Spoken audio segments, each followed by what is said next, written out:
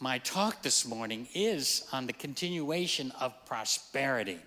But I want to give you a scripture before I get into, we're using this book, Prosperity and the 10 Commandments. And the 2 commandments that Dr. Barber had assigned me to speak on were the commandments of 6 and 7. But before we do that, I wanted to do a few other things. The commandments, if you look in your bulletin, if you don't have the book in the bulletin, the 6th commandment which is based on our biblical 6th commandment, thou shalt not kill. But in Aramaic, it doesn't read that way. It just says, no kill, period. But here it says, thou shalt not take thy wealth out of circulation. And the 7th commandment, which is no adultery, it says, thou shalt not abase thy wealth to idle or evil use.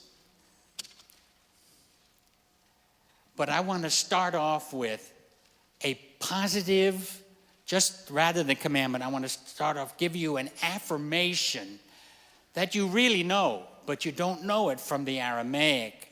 I gave it here once before, and that is in the 23rd Psalm. You know, everyone knows the first verse of the 23rd Psalm. What is that? It is my shepherd, right? But let me tell you the Aramaic. The Aramaic is, the Lord shepherds me, and I lack nothing at all. You want to repeat that again? The Lord shepherds me, and I lack nothing at all. Again, the Lord shepherds me, and I lack nothing at all. So when you say I lack nothing at all, that means in everything, not just money, but as Eric Butterworth brought out in his book, but everything. I don't lack anything. Whatever I need, the Lord shepherds me. And with that, it's the verb there. It's a verbal form rather than the noun in Aramaic. That is my translation of the 23rd Psalm from Aramaic. Dr. Lamsa kept to the Hebrew, where the Lord is my shepherd. I use the verbal system, which is in the actual Aramaic text, which says it's an action going on. And the action is, the Lord is shepherding me. And that word to shepherd is very interesting. That word to shepherd means to feed, to nourish, to guide. Now you have the full meaning of that.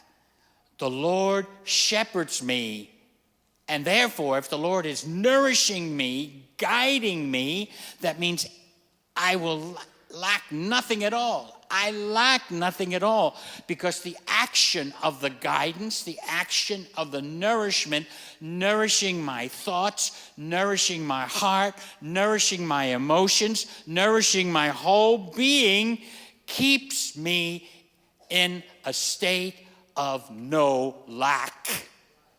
But you have to be a participant in that first part of the verse, which is, the Lord is shepherding me, nourishing me. It's a wonderful affirmation. Do you realize that? If you would get up just when you first open your eyes in the morning, before you do anything, before any other thought comes in, right? Even before you look in the mirror. First thought should be, as soon as you open your eyes and you're still lying down in bed, what? Say it to yourself. The Lord shepherds me, and I lack nothing at all. And then when you go before the mirror, say it to yourself in the mirror. The Lord shepherds me, and I lack nothing at all. And realize that whatever you do during the day, the Lord shepherds me, and I lack nothing at all. So you go to work and someone says something horrible to you. The Lord shepherds me, and I lack nothing at all. Because that thought will try to make you feel lack. That there's something lacking in your personality. That there's something lacking in the way you look. That there's something in the way you talk. And then if people don't say it to you, you say it to yourself. Isn't that true?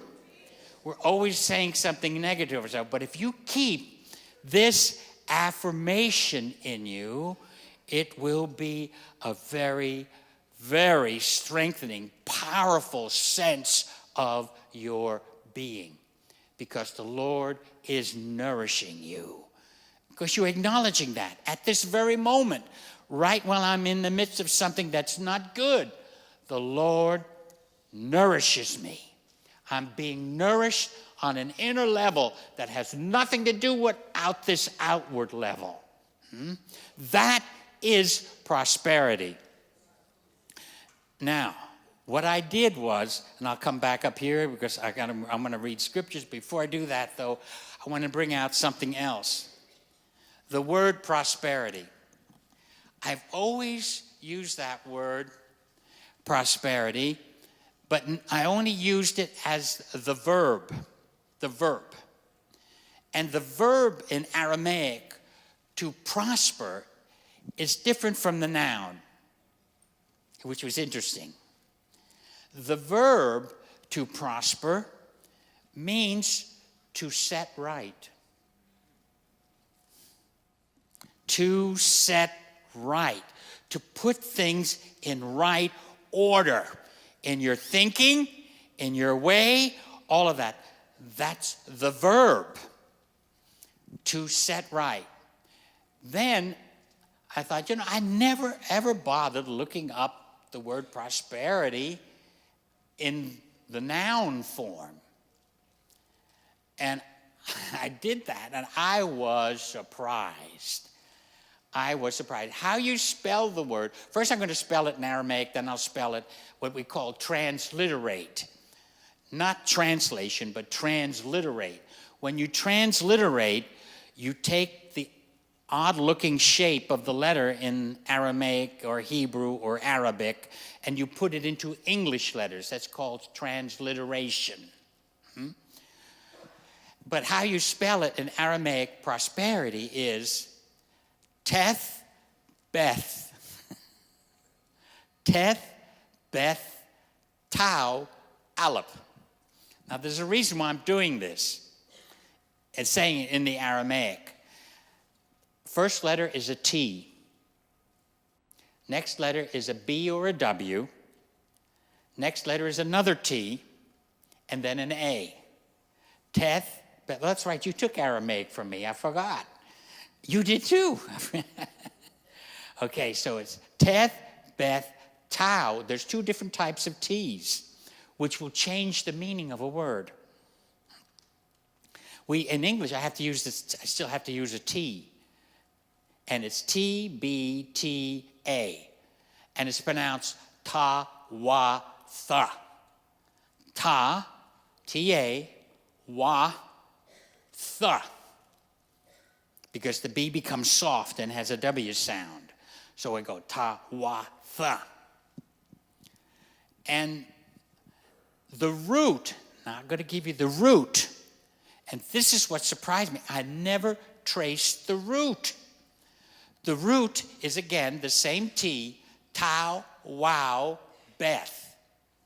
Tau, wow, beth. Tuwa. And then all of a sudden I thought, how have I missed it all these years reading it? When you read the Beatitudes, the word blessed, listen, I'm going to pronounce it for you. Tu-we-hon. You hear it? Tu-we-hon. Hon means they or the you, And the actual word is T-O-B. That's the root. In other words, the root of the word that we translate as blessed, the root of it is T-O-B. And when I spell the word tu we hon, which we translate as blessed, I spell it T-O-B. There it is. Do you see it? In other words, that's the root. So the root of a blessed state is the same word that we build the word prosperity. I never connected it.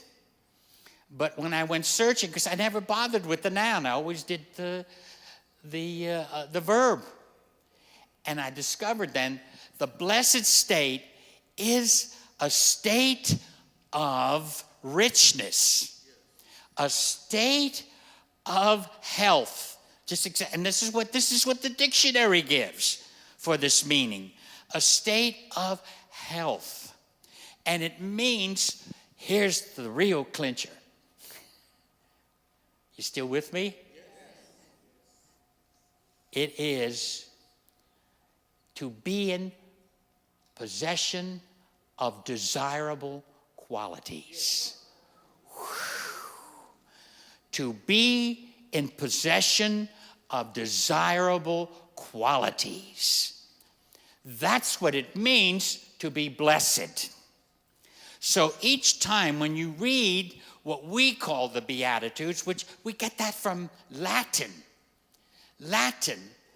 from beatu, which means to be happy. But that's because we're using Latin for Beatitudes. But each of what we call the Beatitudes, each of them is the way or the state of bliss. It means bliss. And it means to be in possession of desirable qualities. So when you read then the first one, the very first, what we call the first Beatitude, which again I translated differently from the Aramaic. Dr. Lambson translates it, blessed are the poor in pride, for theirs is the kingdom of heaven. I translate it, blessed, or actually I use the word delighted, but now it's describing a state of being that you possess these qualities. These qualities. And what gives you that? You are in this delight, this bliss, because the kingdom of heaven belongs to you. How does it belong to you? Because you have surrendered to God. So when I translate that first one, it is, delighted are those who surrender to God because the kingdom of heaven belongs to them. That's what belongs to you. Heaven belongs to you. You've got to get this attitude. You've got to change that consciousness. You've got to move into a new direction. If you want health in your body, if you want that bank book to be full, if you want your pockets never to be empty, if you want to understand that, then you've got to change that attitude. You've got to realize you have that desirable quality that keeps you in heaven, that keeps you in joy, that keeps you in understanding. That is prosperity. That is prosperity. That is prosperity. That every time someone negative comes up to you, what? What are you going to do? You realize, you have the desirable quality. You are in bliss. You have a different attitude. You don't have the attitude of what others are saying to you, or what you read in a book, or what you hear in a newspaper, or what you see on TV, or what you hear on the radio, or what someone else is saying to you, or someone who doesn't like you knows how to get your goat. Come on now. You know, certain people, they know how to get your goat. That's an old expression. Dr. Lambson didn't know what that meant when he says, get your goat. He says, do people own goats? I said, oh, yes, they do. He didn't understand that. You know, my mentor, he took everything literally. He would never drop in to people's houses because he didn't own a ladder.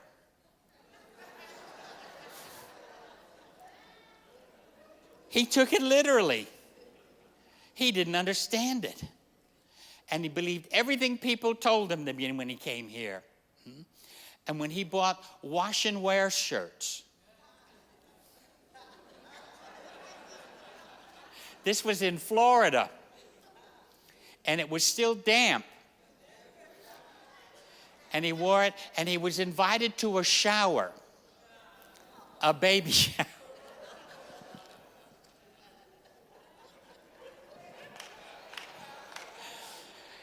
And he brought towels. And they said, no, that's our expression, meaning we're going to do something for the child that is coming, And she says, this woman who picked him up, because he was in Florida, lecturing all over Florida, and she says, why is your jacket damp? And I see, wet. He says, oh, these wonderful new American products. What American products? He says, oh, wash and wear shirts. He took that all literally. But we do that with the Bible. There's the worst thing. We actually do that with the Bible. We do the same thing. Only it's more detrimental to us when we misunderstand Scripture. And I forgot which state now is going to make the Bible their book. Is it Kentucky or Tennessee? They announced it on the TV. What was that? Was it Tennessee? It was Tennessee. I thought, oh, God help that state. Because we don't own a Bible. No one owns a Bible. We own a translation of the Bible. And the minute you own a translation, you're not going to get the true picture. You're just not going to get it. I'm sorry. When you go from one language to another, you're going to lose something. And they take it too literally. Just like Dr. Lambson took everything we were saying here literally. Until he learned that we spoke in idiomatic expressions. So did Jesus, so did the prophets, so did the patriarchs, so did the writers of the Bible. They spoke in an idiomatic language, and we took it literally and built a doctrine and kept ourselves out of heaven and put ourselves in hell because of misunderstanding Scripture.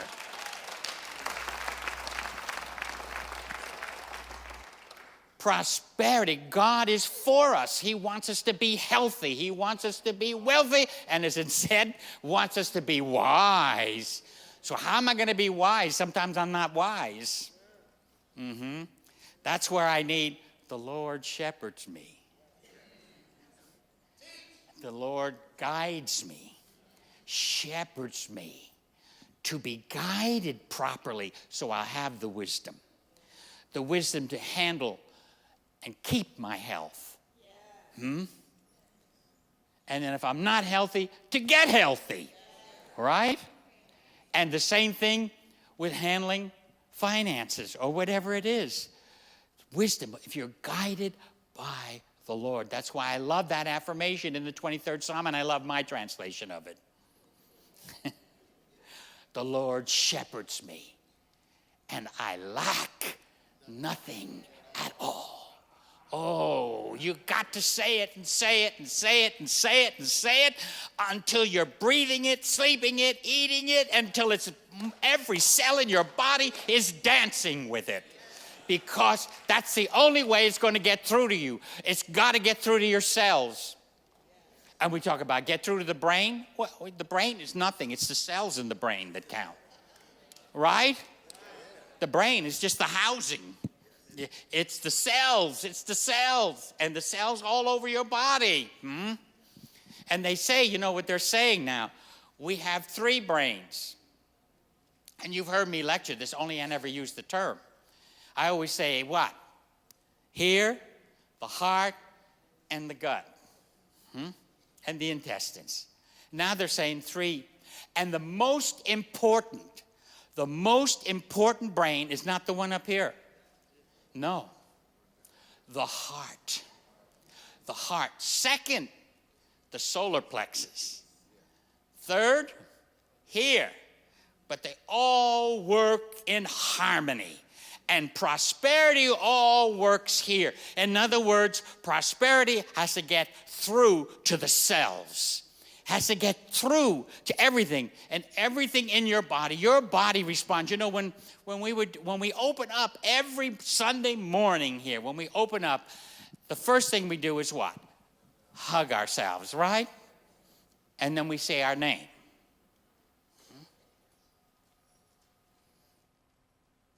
Again, you talking to you. I change it a little bit. I mean, you don't have to do this. This is what I do. I don't say my name. I say, body, I love you. Body, I love you. Body, I love you. And let me tell you, my cells are going, woohoo, woohoo, woohoo. Right? Because you're talking to your cells. Your body is nothing but cells. Everything in it. Your skin is an organ. Isn't it? Your skin is an organ and therefore filled with living cells. It's live and moving, and your attitude affects every cell in your body. And prosperity, when you have that real meaning of it, bliss, and you have that sense of quality, possession of desirable quality. Oh, and your body knows it, you see. And sometimes when we get sick, we tell ourselves the opposite. I don't know why my body's doing this.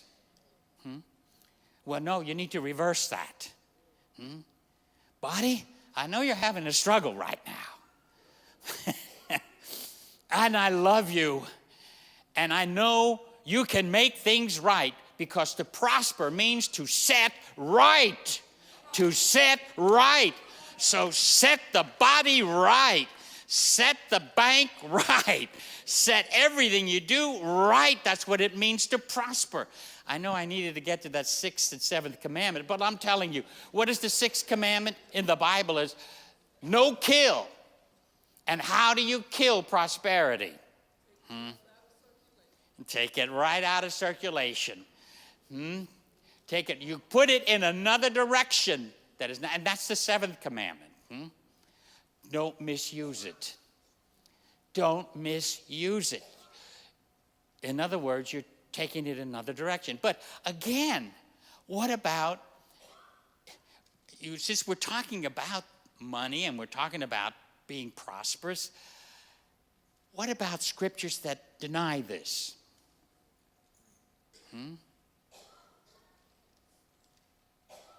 Uh-oh. Again, that's what I said, you're in trouble, because we don't own a Bible, we own a translation. And the moment you realize that, that's why these people get off on these kicks. I'm so sick of hearing the Bible quoted on the news. You know, like this transgender stuff. And someone got up and started talking about the Bible. What does the Bible say? Look, folks, the Bible doesn't say anything. The Bible doesn't talk.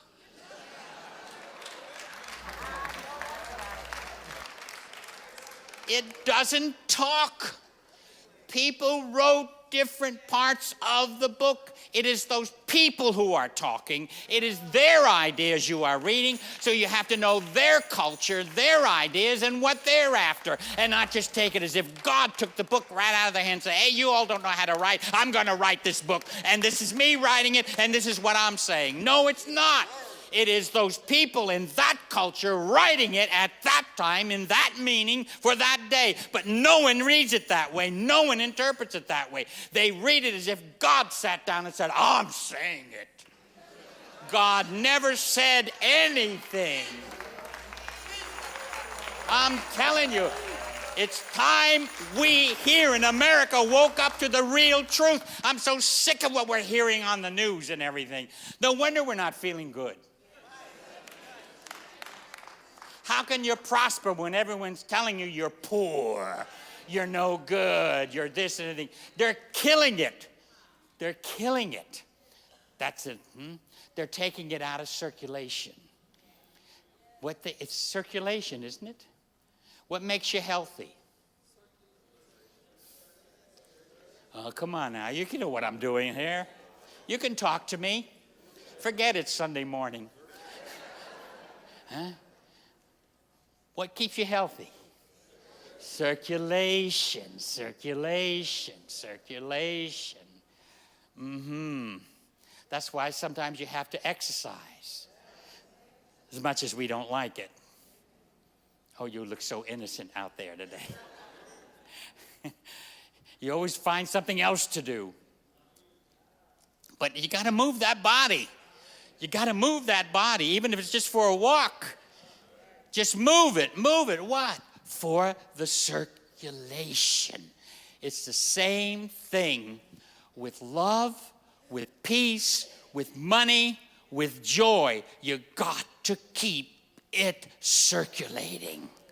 You've got to keep it moving, to keep it lively and full of energy and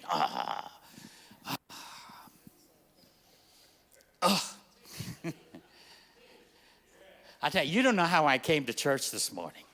I almost didn't come. I was going to call you, Dolores.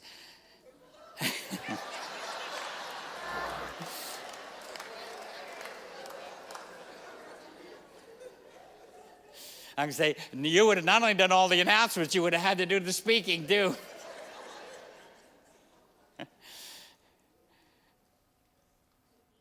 But I knew that if I'd get here, regardless of what else was trying to work in my body, I would be exposed to that wonderful choir up there. Thank you.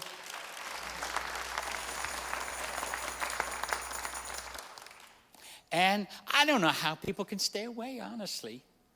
I don't know how they do it. And you can surely, yes, get it, on your computer, but it's not the same. It's secondhand. On your computer, it's secondhand. I'd rather have it firsthand, where I feel the energy, where I feel you, where I touch you. I feel the energy from you in here. And, when it comes across, it doesn't quite, you see it, you get it, but not as well as when the energy is there. And what is this month? This month is power, isn't it? And the word for power in Aramaic is hyla. We say it in the prayer, hyla.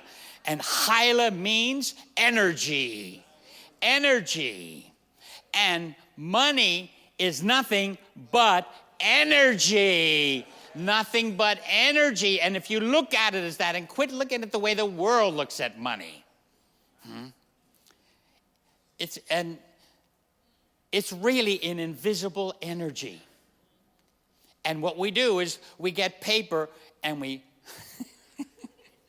and we stamp it out and give it value. And we go nuts over it.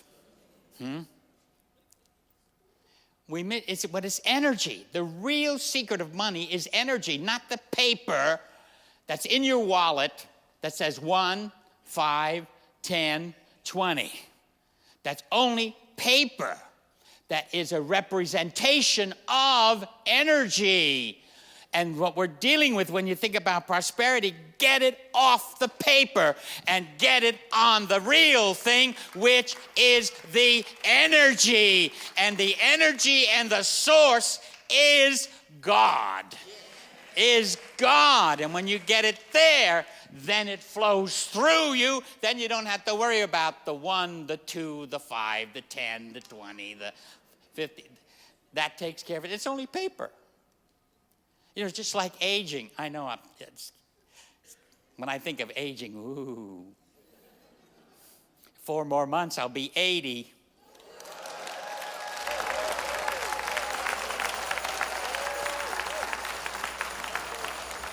I don't like it. But it's only a number. That's what I keep telling myself. It's only a number. Just a number. It's how I feel on the inside that counts, and the body will go along with how you feel on the inside. If you're feeling good on the inside, if you're in that desirable possession of desirable qualities, then you're living regardless of what age you are. And I couldn't believe it. I got that AARP magazine.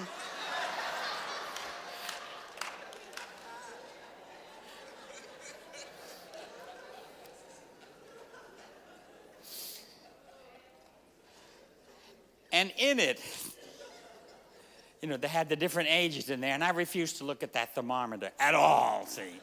But they did have another article which I thought was fascinating. Years ago, they used to put out, and they still have the magazine. I haven't seen it in a long time. The magazine called Mad Magazine. Mad? Do they still publish it? I don't know. But anyway, remember, they created that little character called Alfred E. Newman. Worry? Me worry? I love that face on him. Me worry? If I had a face like that, I would be worrying. But he had that, and it showed you the editor of that magazine, the one who created a picture. He is 96 years old. 96 and full of life. I couldn't believe it. Showed you a picture of him, and he was raring to go. I said, aha, I guess it pays to be mad. It pays to be in bliss. To do something that you love, that you keep in circulation, that you keep moving it. Don't kill it. Don't kill it. You killed that desirable quality. Oh, God. Keep it circulating. Keep yourself circulating. Oh, I love it. When there's two little girls that came up here. Ooh, they're so full of life. Huh? Did you see how well they did that prayer? And I didn't sit down and teach them. They just heard their mommy and daddy working on it. They were working on it, and they were learning it. Big difference. And they heard them say it enough that they could just flat out say it. And a beautiful job, too. Oh, I was busting my buttons when I heard those two little girls. Because they were wonderful. The children. Oh, God, give me that child's mind. Oh, yes, I do want to go backward. To have that child mind and heart and spirit. And I like it even when they get hurt and they cry, but they get over it real quick. Not us. Not us. Oh, you hurt me. How many ways can I get even? See how you lose your prosperity? See how you lose that bliss? All of that. And I know I should stop talking, but there are two other scriptures I had in mind that is totally misunderstood. And it stands in the way. And it was in this book here, but they were using, and of course they manipulated it enough to make it positive. Where it's in Ecclesiastes, the Old Testament, and the 5th chapter and the 10th verse. And what it says there in the 5th chapter and the 10th verse is, if those who love money will something about regretting it or disappointing in it. If you read it, Dr. Lamsa translates it the same way too, and I don't. Let me get to it. Ecclesiastes 5:10.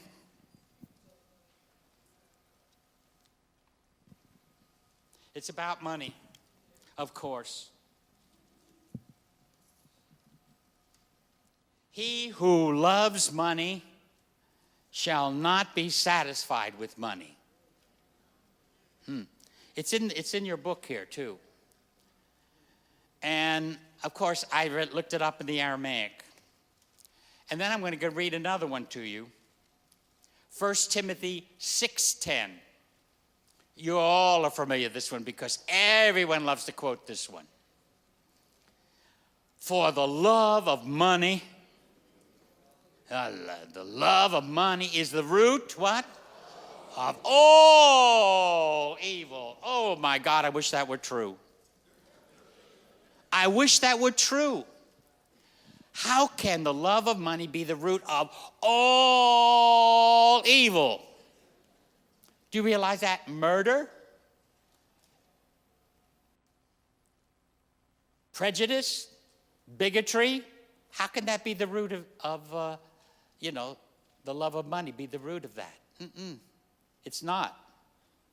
It's not translated. And I wish I had been with Dr. Lambs because he was all alone when he did this. And when he went over it, there was no one there to work with him. I knew him after the translation. No, it's not translated absolutely correctly. I translated, which is an idiom. The word for love and the word for money is kespa. And when you use love and money together, it becomes idiomatic. And what happened is it got translated literally, and the idiom gone.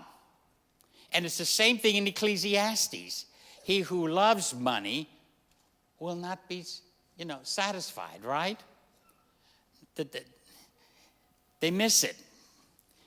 It is, I wrote it down because it has several meanings in Aramaic. When you use love and money together, it's idiom. You know what an idiom is. That's things we don't take literally. Mm-hmm. You know people who get hot under the collar, right? I mean, we can get hot under the collar, But we mean it, that they have, a hot temper, right? Or people get in a pickle, just like Jonah was in a fish. People take that literally. The newspapers, everything, they love to do the whale and all that. No. To be in a fish means to be in trouble. He was never in a fish, and a fish never swallowed him. See how well you know your Bible?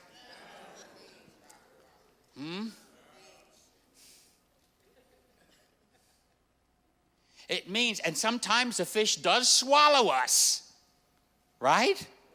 Meaning trouble, meaning to be in a dilemma. So the fish swallows us, and we're in the dilemma. We're in the fish. But and how could he be in a fish? How did he know 3 days and 3 nights pass? Did he drill a hole and see the sun rising? He said first day, second day, third day.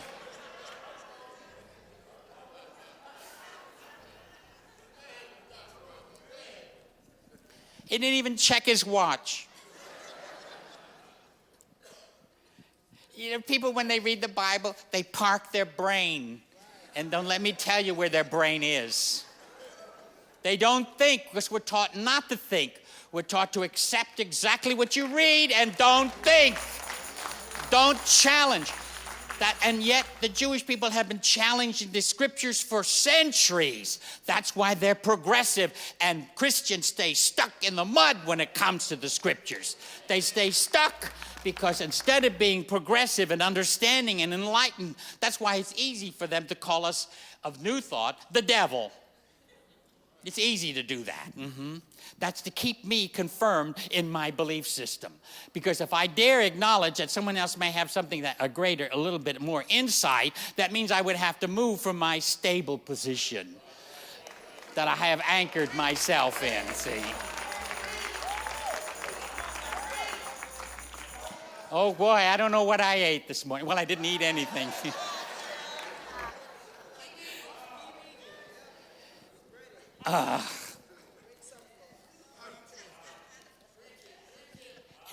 It's not he who loves money.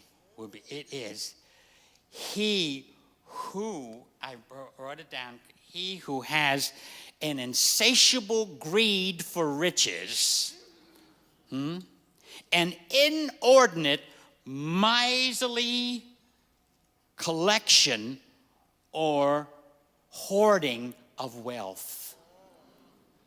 Is that different? That's exactly what the Aramaic idiomatic expression is saying when you say love of money.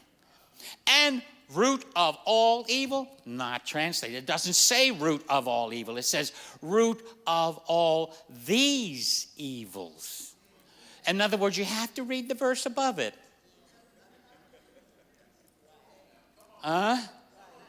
You have to read and find out what those particular evils were. So an inordinate collection or hoarding of wealth brings on these certain evils. Not all evil. Jealousy can bring on murder. That has nothing to do with money, does it? So don't you see that blanket statement is not true? The root of all evil is not money. It's a blanket statement because you're going from another language from another language into our language, and the meaning gets lost. And you know how much we've done that with the scriptures? This is why we're in so much trouble politically, religiously, and every other way. Doctrines can impede you from understanding the real truth about who we are, what we are, where we're going, and what our status is in life. So realize what those scriptures are really saying. And I love Reverend Ike when he used to see that all the time. I love money. Right? Can you remember Reverend Ike? And I like when Ike said back, he didn't leave it there. He says, and money loves me. Because money isn't the bills in your pocket. Money is that invisible substance we call God. And God is what our prosperity is, and you always got to keep it in your source.